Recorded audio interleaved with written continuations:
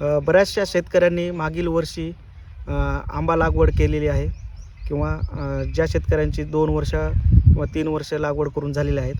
तर अशा बागेमध्ये सध्या आपल्याला बऱ्यापैकी लहान झाडांना असा मोहर आलेला दिसत असेल.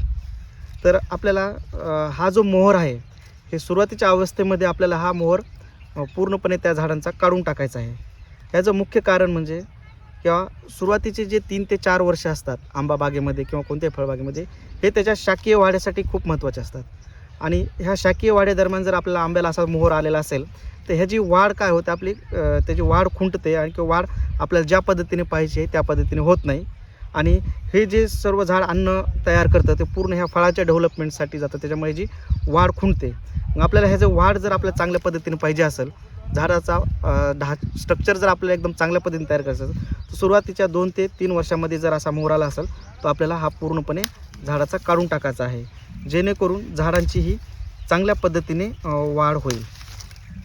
बऱ्याच आता 1 किंवा 2 वर्षाच्या झाडाला असा मोहर येतो, तो हा आपण मोहर हा काढणं गरजेचं आहे. अशाच आणखीन अधिक माहितीसाठी कृषी विज्ञान केंद्राच्या पेजला तुम्ही फॉलो करा, यूट्यूब चॅनलला सबस्क्राईब करा.